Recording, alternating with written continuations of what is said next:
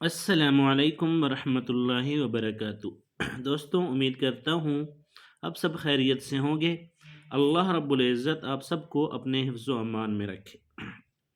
اللہم صلی علی سیدنا و مولانا محمد وعلی آل سیدنا و مولانا محمد وعلی ازواج سیدنا و مولانا محمد وعلی اصحاب سیدنا و مولانا محمد کما یلیق بشانہم وَكَمَا تُحِبُّ وَتَرْضَى۔ دوستو، کل کی ویڈیو میں ہم نے آپ کو بتایا تھا کہ زمزم کی کنویں کو دوبارہ سے کیسے کھودا گیا۔ یہ زمزم کی کنویں کا ذکر اس لیے کیا تھا کہ یہ تمام تر واقعات آپ صلی اللہ علیہ وسلم کے اس دنیا میں تشریف لانے سے پہلے رونما ہوئی۔ تو چونکہ ان واقعات کا آپ صلی اللہ علیہ وآلہ وسلم کی آمد کے ساتھ ایک اہم اور گہرا تعلق ہے، تو اس لیے ہمارا یہ جو سلسلہ ہے قسط وار، وہ سلسلہ تو سیرت النبی قدم بقدم کا ہے، لیکن اس سے پہلے جو واقعات ہوئے ہیں ان کو ذکر نہ کیا جائے تو یہ بھی ایک تاریخ کے ساتھ زیادتی ہوگی۔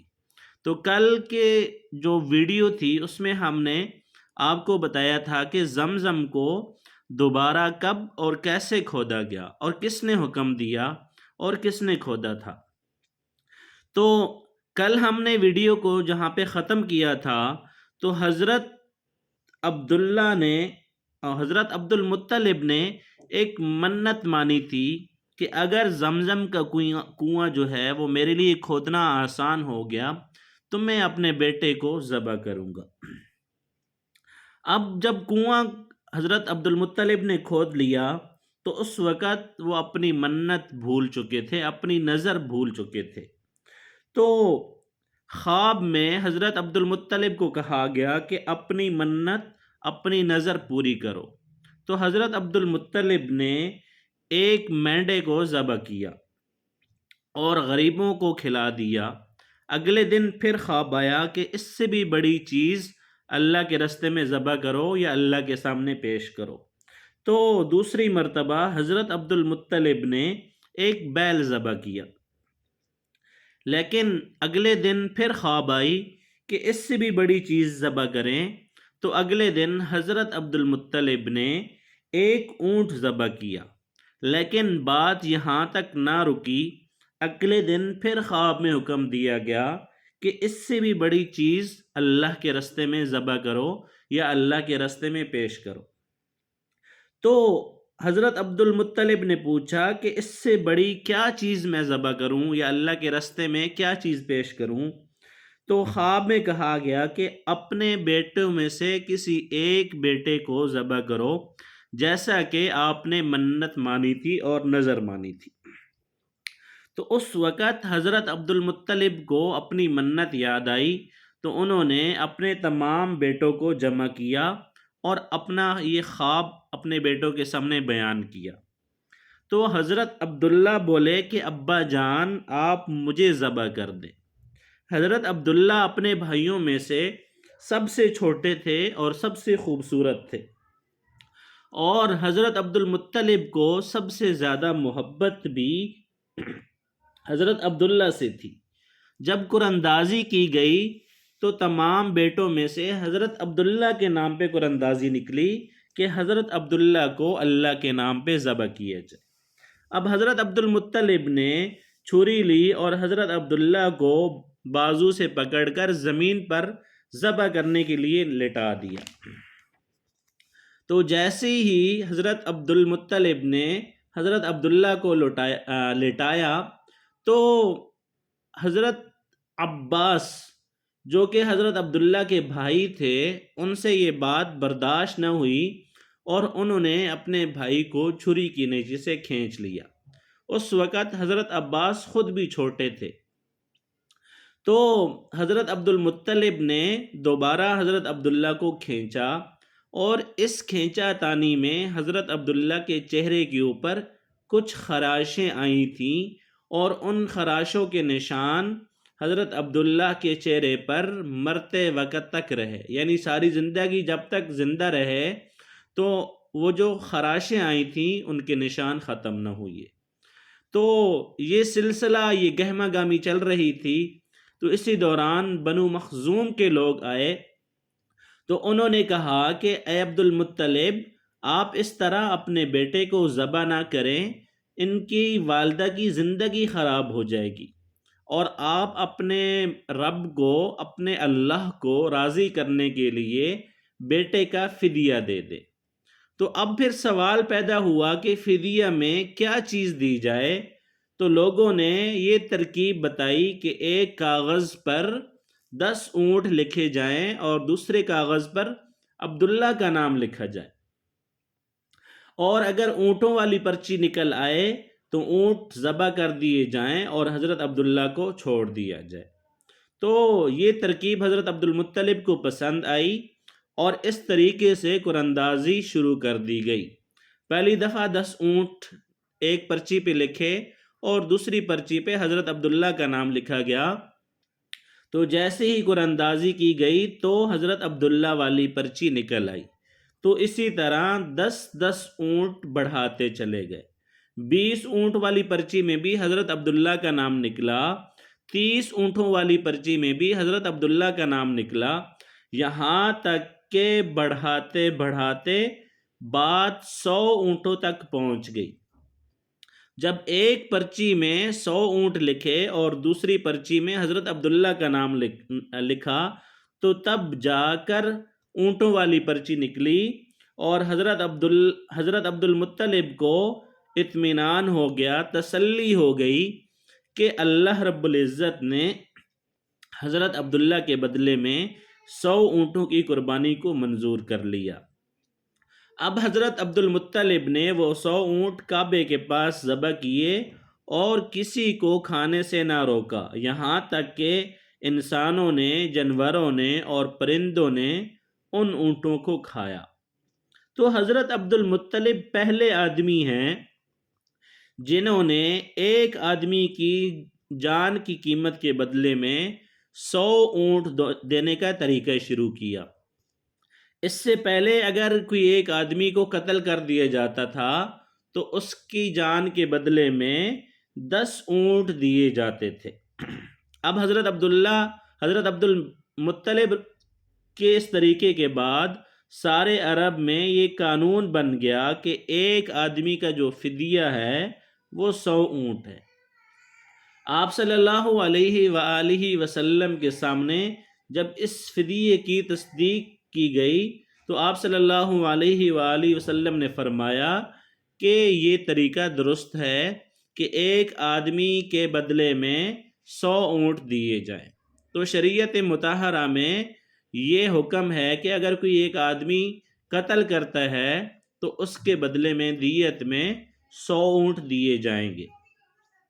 تو اسی وجہ سے آپ صلی اللہ علیہ وآلہ وسلم فرماتے ہیں کہ میں 2 ذبیحوں یعنی حضرت اسماعیل علیہ السلام اور حضرت عبداللہ کی اولاد ہوں، اور حضرت عبداللہ قریش میں سب سے زیادہ خوبصورت تھے، اور حضرت عبداللہ کا جو چہرہ تھا وہ روشن ستارے کی طرح خوبصورت تھا۔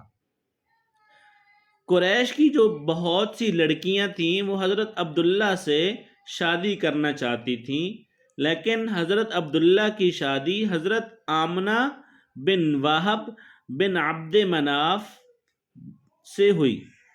تو شادی کے وقت حضرت عبداللہ کی عمر 18 سال تھی، اور حضرت عبداللہ شادی کے لیے اپنے والد کے ساتھ جا رہے تھے کہ رستے میں کعبہ کے پاس ایک عورت بیٹھی ہوئی نظر آئی، اور وہ عورت ورقہ بن نوفل کی بہن تھی، اور ورقہ بن نوفل قریش کے ایک بڑے عالم تھے۔ ورقہ بن نوفل کی جو بہن تھی انہوں نے اپنے بھائی سے یہ سن رکھا تھا کہ جو آخری نبی ہیں ان کا ظہور ہونے والا ہے، وہ تشریف لانے والے ہیں، وہ اس دنیا میں آنے والے ہیں، اور ان کی نشانیوں میں سے ایک نشانی یہ ہوگی کہ ان کے جو والد کا چہرہ ہوگا اس میں نبوت کا نور چمکتا ہوگا۔ تو جو ہی ورقہ بن نوفل کی بہن نے حضرت عبداللہ کو دیکھا تو فوراً اس کے ذہن میں یہ بات آئی اور اس نے سوچا کہ یقیناً یہی وہ شخص ہیں جو کہ پیدا ہونے والے نبی کے باپ ہوں گے۔ تو ورقہ بن نوفل نے حضرت عبداللہ سے کہا کہ اگر تم مجھ سے شادی کر لو تو میں تمہیں 100 اونٹ دوں گی۔ تو حضرت عبداللہ نے جواب دیا کہ میں اپنے والد کے ساتھ ہوں اور میں اپنے والد کی مرضی کے خلاف کچھ بھی نہیں کر سکتا، اور نہ ہی میں اپنے والد سے الگ ہو سکتا ہوں۔ میرے والد باعزت آدمی ہیں اور اپنی قوم کے سردار ہیں۔ تو حضرت عبداللہ کی شادی حضرت آمنہ سے ہو گئی، اور حضرت آمنہ قریش میں نسب کے لحاظ سے اور مقام و مرتبہ کے لحاظ سے سب سے افضل تھی۔ تو حضرت آمنہ حضرت عبداللہ کو گھر لے آئیں۔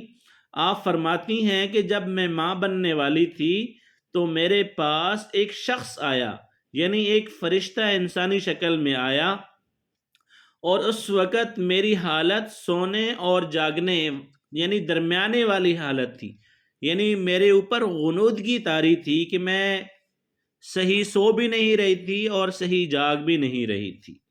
تو اس نے مجھ سے کہا کہ کیا تمہیں معلوم ہے کہ تم اس امت کے نبی کے جو سردار ہیں، اس امت کے جو سردار ہیں اور اس امت کے جو نبی ہیں، تم اس کی ماں بننے والی ہو۔ اور پھر اس کے بعد وہ اس وقت فرشتہ دوبارہ تشریف لایا جب آپ صلی اللہ علیہ وآلہ وسلم پیدا ہونے والے تھے۔ تو یوں آپ صلی اللہ علیہ وآلہ وسلم کی پیدائش حضرت آمنہ کے گھر میں ہوئی۔ جب وہ فرشتہ دوبارہ حضرت آمنہ کے پاس آیا تو اس نے کہا کہ جب تمہارے ہاں بچے کی پیدائش ہو تو تم یہ کہنا کہ میں اس بچے کے لیے اللہ کی پناہ چاہتی ہوں ہر حسد کرنے والے کے شر سے اور برائی سے، اور پھر تم اس بچے کا نام محمد رکھنا، کیونکہ ان کا نام تورات میں احمد ہے اور زمین اور آسمان والے ان کی تعریف کرتے ہیں، جبکہ قرآن میں ان کا نام محمد ہے اور قرآن اللہ تعالیٰ کی کتاب ہے۔ یہ الفاظ اس فرشتے نے حضرت آمنہ سے دوسری مرتبہ کہے، اور ایک اور روایت کے اندر آتا ہے کہ اس فرشتے نے حضرت آمنہ سے یہ کہا کہ تم وقت کے سردار کی ماں بننے والی ہو، اور اس بچے کی نشانی یہ ہوگی کہ اس کے ساتھ ایک نور ظاہر ہوگا جس سے شام اور بصرہ کے محلات بھر جائیں گے۔ جب وہ بچہ پیدا ہوگا تو اس کا نام محمد رکھنا، کیونکہ تورات میں اس کا نام احمد ہے اور زمین و آسمان والے ان کی تعریف کرتے ہیں، اور انجیل میں ان کا نام احمد ہے کہ آسمان والے اور زمین والے ان کی تعریف کرتے ہیں، اور قرآن میں ان کا نام محمد ہے۔ حضرت عبداللہ کے چہرے میں جو نور چمکتا تھا، شادی کے بعد وہ نور حضرت آمنہ کے چہرے میں آ گیا تھا۔ تو امام زہری اور امام حاکم فرماتے ہیں کہ اس روایت کو صحیح قرار دیا گیا ہے۔ صحابہ کرام رضوان اللہ تعالی علیہم اجمعین نے آپ صلی اللہ علیہ وآلہ وسلم سے فرمایا کہ اے اللہ کے رسول، ہمیں اپنے بارے میں کچھ بتائیں۔ تو آپ صلی اللہ علیہ وآلہ وسلم نے فرمایا کہ میں اپنے باپ ابراہیم علیہ السلام کی دعا ہوں، اپنے بھائی حضرت عیسیٰ علیہ السلام کی خوشخبری ہوں، اور جب میں اپنی والدہ کے پیٹ میں آیا تو انہوں نے دیکھا کہ ان کو ایک نور نظر آیا جس سے شام اور بصرہ کے محلات روشن ہو گئے۔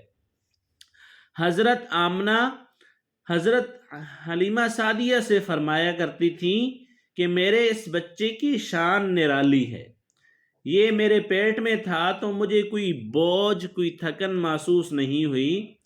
حضرت عیسیٰ علیہ السلام وہ آخری پیغمبر ہیں جنہوں نے آپ صلی اللہ علیہ وسلم کی اس دنیا میں تشریف لانے کی خوشخبری سنائی تھی، اور اس خوشخبری کا ذکر قرآن مجید میں سورہ صف میں موجود ہے۔